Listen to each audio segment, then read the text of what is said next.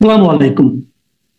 প্রিয় দর্শক, অন্য মঞ্চের আলাপ চাইতায় আপনাদের সকলকে আমন্ত্রণ জানাচ্ছি। আজকের আলোচনা আর্মি চিফ জেনারেল ওয়াকারুজ্জামানের একের পর এক তিনটি অতি উচ্চ স্তরের বৈঠক কেন হলো, কি আলোচনা এবং কি সিদ্ধান্ত হলো সেই বিষয়টি নিয়ে। গতকাল 1 সেপ্টেম্বর 2025-এ বাংলাদেশ সেনাপ্রধান জেনারেল ওয়াকারুজ্জামান প্রথমে যমুনায় গিয়ে অন্তর্বর্তী সরকারের প্রধান মোহাম্মদ ইউনূসের সঙ্গে বৈঠক করেন। তারপর বঙ্গভবনে গিয়ে বৈঠক করেন রাষ্ট্রপতি মোহাম্মদ শাহাবুদ্দিন চুপ্পুর সঙ্গে। গত 31 আগস্ট মানে একদিন আগে প্রধান বিচারপতির সঙ্গে সেনাপ্রধান গিয়ে দেখা করেন, বৈঠক করেন প্রধান বিচারপতির বাসভবনে।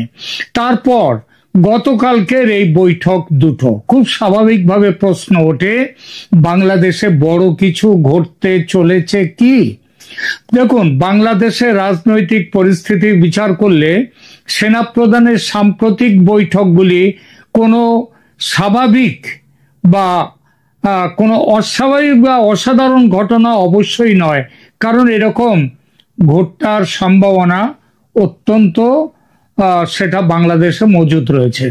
বাংলাদেশের রাজনৈতিক অঙ্গনে বর্তমানে একটি অত্যন্ত নাজুক পরিস্থিতি বিরাজ করছে। সেনাপ্রধান জেনারেল ওয়াকারুজ্জামানের সাম্প্রতিক একাধিক উচ্চ পর্যায়ের বৈঠক এই পরিস্থিতির গুরুত্ব তুলে ধরেছে। জেনারেল ওয়াকারুজ্জামান 31 আগস্টে প্রধান বিচারপতি সৈয়দ রেফাত আহমেদের বাসভবনে গিয়ে তার সঙ্গে বৈঠক করেন।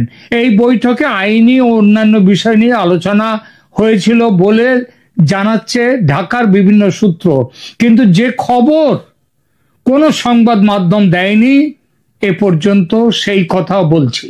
এই খবর আমি পেয়েছি কিছু ভারতীয় সূত্র থেকে, গোয়েন্দা সূত্র থেকে। আরো পরিষ্কার করে বলতে গেলে এই সূত্র বলছে সেনাপ্রধানের সঙ্গে প্রধান বিচারপতির যে সাক্ষাৎ, এই সাক্ষাতের কারণ সেনাপ্রধান, ভালো করে শুনবেন, সেনাপ্রধান ওয়াকারুজ্জামান তিনি 8 জন সেনা কর্মকর্তাকে আন্তর্জাতিক অপরাধ ট্রাইব্যুনাল বা ইন্টারন্যাশনাল যে ক্রাইম ট্রাইব্যুনাল থেকে পৃথক করার বিষয়ে প্রধান বিচারপতির কাছে দাবি জানিয়েছেন।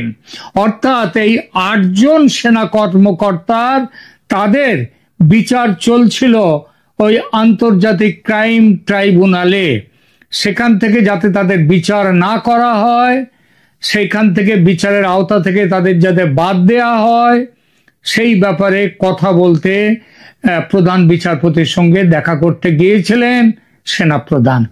বাংলাদেশে তিনি বলেছেন বাংলাদেশের সভ্য বিচার এবং সেনাবাহিনীর ঐক্য রক্ষা করার স্বার্থে 8 জন সেনা কর্মকর্তা যাদেরকে আন্তর্জাতিক অপরাধ ট্রাইব্যুনাল বিচার করছে, বিচারের আওতায় নিয়ে এসছে, তাদের বিরুদ্ধে তদন্ত অভিযোগ ইত্যাদি হয়েছে, তাদেরকে ওই ট্রাইব্যুনালের বিচার থেকে বাদ দেওয়ার আবেদন করেন সেনাপ্রধান। অর্থাৎ ক্রাইম ট্রাইব্যুনাল এই আর্মি অফিসারদের বিচার করতে যাতে না পারে সেই দাবি করেছেন আর্মি চিফ।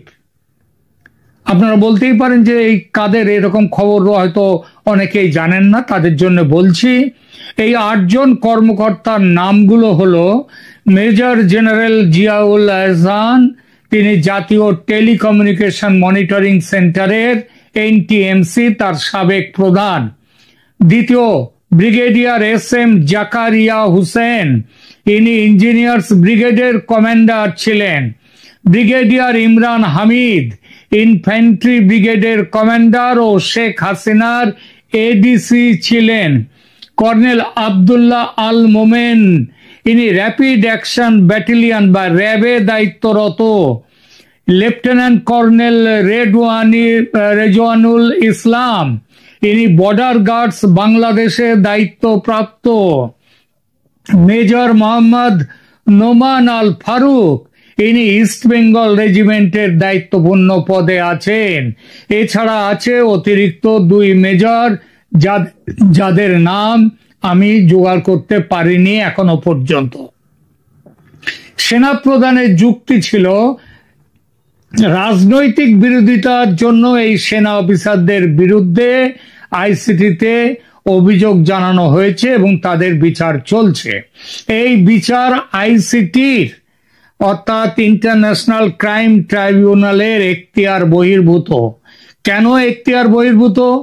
আইসিটিতে চলমান এই বিচার পর্ব সেনা ও আদালতের মধ্যে অপ্রয়োজনীয় উত্তেজনা সৃষ্টি করছে বলে দাবি করেন ওয়াকারুজ্জামান এবং ন্যায় বিচার নিশ্চিত করতে ক্রাইম ট্রাইব্যুনালের বিচার প্রক্রিয়া থেকে এদের বাদ না দিলে বাহিনীর মধ্যে বিরাট বিক্ষোভের সম্ভাবনা আছে, সে কথাও বলেছেন ওয়াকারুজ্জামান। প্রধান বিচারপতি সৈয়দ রেফাত আহমেদ বিষয়টি গুরুত্বের সঙ্গে বিচার করবেন, দেখবেন বলে এবং দ্রুত দেখবেন বলে তিনি আশ্বাস দিয়েছেন। এখন এই ঘটনা কিন্তু ছোটখাটো কোনো ঘটনা নয়, কারণ আইসিটি গঠন করেন শেখ হাসিনা তার এই দ্বিতীয়বারে ক্ষমতায় ফিরে এসে, এবং তার গঠনের কারণ ছিল ৭১-এর যুদ্ধ অপরাধীদের বিচার করা। কিন্তু ইউনূসের অন্তর্বর্তী সরকার নতুনভাবে এই ট্রাইব্যুনালের বিচার্য বিষয় সেটা সংশোধন করে এখানে আইসিটি বিচারের আওতায় নিয়ে এসেছেন শেখ হাসিনা সরকারের আমলে। শেখ হাসিনা সরকারের আমলে হওয়া অত্যাচারের অভিযোগকে ট্রাইব্যুনালের আওতায় শেখ হাসিনার আমলকে নিয়ে এসে বিচার শুরু হয়েছে। শুধু রাজনৈতিক নেতাদের এই আওতায় আনা হয়েছে এমন কিন্তু নয়, সেনা অধিকারীদেরও এই ৮ জনের নাম তো করলাম, এদেরও নিয়ে আসা হয়েছে এই বিচারের আওতায়। এবং যেভাবে ট্রাইব্যুনালের বিচার্য বিষয় পাল্টানো হয়েছে, অর্থাৎ শেখ হাসিনা ৭১-এর যুদ্ধ অপরাধের জন্য করেছিলেন, আর এই আমলে সেই বিচারটা হয়েছে ২০০০ শেখ হাসিনার আমলের যে অভিযোগ, সেই অত্যাচারের অভিযোগ বিষয়। এইটা যেভাবে ট্রাইব্যুনালের বিচার্য বিষয় পাল্টে দেয়া যায়, কিন্তু তার একটা পদ্ধতি আছে আন্তর্জাতিক আইনে, সেই পদ্ধতির কিছুই এখানে গ্রাহ্য হয়নি এবং এই কাজটা করেছে একটি অবৈধ সরকার, তারা এই কাজটা করেছে। এবং সেই জন্যে আজকে ওয়াকারুজ্জামান গত পরশু প্রধান বিচারপতি সৈয়দ রেফাত আহমেদের সঙ্গে দেখা করে এই বিষয়টি নিয়ে তার বক্তব্য জানিয়েছেন এবং বলেছেন যে ট্রাইব্যুনালের বিচার্য বিষয় পাল্টানো হয়েছে যে পদ্ধতিতে, সেটা অবৈধ, এটা গ্রাহ্য নয়। সুতরাং সেনা অফিসারদের এই ট্রাইব্যুনালের বিচার থেকে বাদ দেয়া হোক, এই দাবি তিনি প্রধান বিচারপতির কাছে করেছেন। একটু নজর করলে দেখা যাবে একটা বিরাট বড় প্যাঁচ আছে কিন্তু এই দাবির মধ্যে। এই দাবি যে শুধু ৮ জন সেনা অফিসারকে নিয়ে তা কিন্তু নয়, তারা প্রকাশ্যে দেখা যাচ্ছে ৮ জন, কিন্তু এর মধ্যে জড়িয়ে আছে শেখ হাসিনা সহ তার দলের অন্যান্য নেতাদের বিচার করার অধিকার এই ট্রাইব্যুনালের আছে কিনা সেই প্রশ্নটিও। এখন প্রশ্ন, হঠাৎ এই বিষয়টি নিয়ে কেন প্রধান বিচারপতির সঙ্গে সাক্ষাৎ করলেন সেনাপ্রধান? একাধিক অসমর্থিত সূত্র থেকে জানতে পেরেছি এই বিষয়টি দেখার জন্য ওয়াকারুজ্জামানকে বলা হয়েছে ভারতের পক্ষ থেকে। অর্থাৎ এই বিষয়ে এইভাবে এগোবার যে লাইনটা বলা হয়েছে সেটা বলেছে ভারত। কেন বলেছে ভারত? কারণ এই সেপ্টেম্বরে শেখ হাসিনাকে দেশে ফেরানোর প্ল্যান আছে ভারতের। তার আগে ক্রাইম ট্রাইব্যুনালে হাসিনার বিরুদ্ধে যে মামলা চলছে, সেই সব মামলা যাতে না চলতে পারে তার একটা ব্যবস্থা করতে হবে। আর সেটা করা যাবে, যদি ব্যবস্থা না করা যায় তাহলে কি হবে? হাসিনা দেশে ফিরলেই তার গ্রেপ্তার হওয়ার সম্ভাবনা থাকে। সুতরাং সেই মামলা যাতে তিনি গ্রেপ্তার যাতে না হতে পারেন, সেই মামলা যাতে না চলে তার ব্যবস্থা করতে হবে। আর সেটা করা যাবে যদি ক্রাইম ট্রাইব্যুনালের সংশোধিত যে যার বিচারের আওতা, সেই যার বলে হাসিনা এবং অন্যদের বিচারের আওতায় নিয়ে আসা হয়েছে, সেই সংশোধনীটাকেই যদি বাতিল করে দেয়া যায়। আর এই কাজটি করতে প্রধান বিচারপতির সঙ্গে জরুরি বৈঠকে বসেছিলেন সেনাপ্রধান। সামনে রেখেছেন হাসিনাকে কিংবা আওয়ামী লীগ নেতাদেরকে নয়, তিনি সামনে রেখেছেন 8 সেনা অফিসারের মামলা, কিন্তু পেছনে আছে, নেপথ্যে আছে ক্রাইম ট্রাইব্যুনাল। যেভাবে 71-এর যুদ্ধ অপরাধের বিচারের সঙ্গে আওয়ামী লীগ আমলের অপরাধের বিচার মিলিয়ে দেখছে, সেই দেখাটাকেই পুরোপুরি বাতিল করে দেয়া, অর্থাৎ সংশোধন করে যে আওতায় যাদেরকে নতুন আনা হয়েছে এই সংশোধন এটাকেই বাতিল করে দেয়া। সেনা অফিসারদের মামলা ট্রাইব্যুনালের আওতা থেকে বাদ দিতে গেলে যে পথে যেতে হবে সেই একই পথে বাদ যাবেন আওয়ামী লীগের নেতা নেত্রীরা। এই বাদ যাওয়ার বা বাদ দেওয়ার পর্ব যত শীঘ্র সম্ভব করা যাবে শেখ হাসিনা এবং অন্য প্রবাসী নেতাদের, আওয়ামী লীগের, তাদের দেশে ফেরা ততই ত্বরান্বিত হবে। যতদূর জানা যাচ্ছে প্রধান বিচারপতি আশ্বস্ত করেছেন দ্রুত সিদ্ধান্ত নেবেন তিনি। এই হলো প্রধান বিচারপতির সঙ্গে সেনা প্রধানের সাক্ষাতের অন্যতম বড় কারণ বটে, তবে একমাত্র কারণ নয়। আগামী দিনে যেদিকে চলতে চাইছেন সেনা প্রধান তার এটা হলো প্রথম বড় ধাপ। এর পরের ধাপে আছে অন্তর্বর্তী সরকার প্রধান ও রাষ্ট্রপতির সঙ্গে সাক্ষাৎ, যেটা হলো গতকাল 1 সেপ্টেম্বর।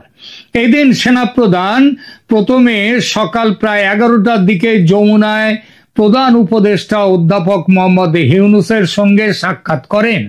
এরপরে সকাল 12টার দিকে বঙ্গভবনে গিয়ে তিনি দেখা করেন রাষ্ট্রপতি মোহাম্মদ শাহাবুদ্দিনের সঙ্গে। সেখানেও একটি বৈঠক হয়। কি হয়েছে এই দুই বৈঠকে? ওয়াকার সাহেবের 8 দিনের চীন সফরের ব্রিফিং প্রধান উপদেষ্টাকে করা, এটা একটা কারণ হতেই পারে, কিন্তু প্রধান উপদেষ্টা নিজেই যখন বিদেশ থেকে এসে রাষ্ট্রপতির সঙ্গে একদিনও সাক্ষাৎ করেন না, সুতরাং ওয়াকারের এই যে চীন সফরের ব্রিফিং করবেন প্রধান উপদেষ্টাকে, এই কথা মেনে নেওয়া যায় না। তার সঙ্গে আছে, এটা প্রচার যদিও হচ্ছে, এর সঙ্গে আছে দেশে আইন শৃঙ্খলার পরিস্থিতি নিয়ে, বিশেষ করে মব সন্ত্রাস, এবং আরো স্পষ্ট করে বললে গণ অধিকারের পরিষদের সভাপতি নূরকে পেটানোর ঘটনা। সেনাপ্রধান জানিয়ে দিয়েছেন মব কালচার আর সহ্য করা হবে না, অতএব এইসব খবরগুলো ওই হাসনাত সার্জিস ওদেরকে সব জানিয়ে দেয়া হোক। নির্বাচনের সুরক্ষার প্রশ্ন নিয়েও কথা হতে পারে প্রধান উপদেষ্টার সঙ্গে, অন্তত আমার ঢাকার সূত্র সে কথাটাও জানাচ্ছে। ওয়াকারুজ্জামান স্পষ্ট তার উত্তরে বলে দিয়েছেন আওয়ামী লীগকে বাদ দিয়ে নির্বাচন হবে না। সেনাপ্রধান মোহাম্মদ ইউনূসকে আরো বলেন নির্বাচনের তারিখ নিয়ে অনিশ্চয়তা এবং বিভিন্ন রাজনৈতিক দলগুলোর মধ্যে মতবিরোধ বাংলাদেশের অবস্থা আরো অস্থিতিশীল করে তুলতে পারে। সেনাপ্রধান এবং তার জন্য অন্তর্বর্তী সরকারের মধ্যে এই ব্যাপারটা নিয়ে যে ঠান্ডা যুদ্ধ, সেটাও প্রকাশ হয়েছে বৈঠকে। এরপর আসি রাষ্ট্রপতি শাহাবুদ্দিনের সঙ্গে আলোচনায়। সেই আলোচনায় মূলত উঠে এসেছে বিকল্প সরকার গঠনের বিষয়টি। সেনাপ্রধান পরিষ্কার জানিয়ে দিয়েছেন অবিলম্বে ইউনূসকে সরিয়ে দিয়ে কিংবা পদত্যাগে বাধ্য করে নতুন বিকল্প সরকার, কেয়ারটেকার সরকার গঠন করতে হবে।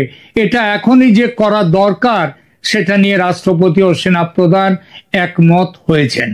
কেননা বাংলাদেশের অস্থিতিশীলতা ভারত সহ পুরো দক্ষিণ এশিয়ার জন্য উদ্বেগের কারণ হয়ে উঠেছে।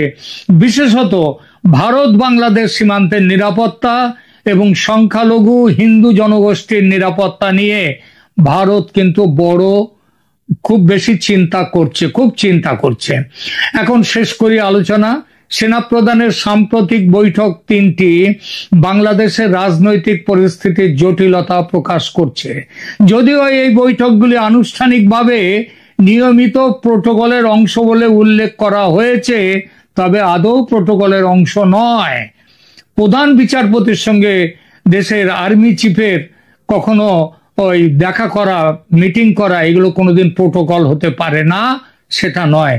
তার পেছনে অন্য কারণ, যে কারণগুলো বললাম।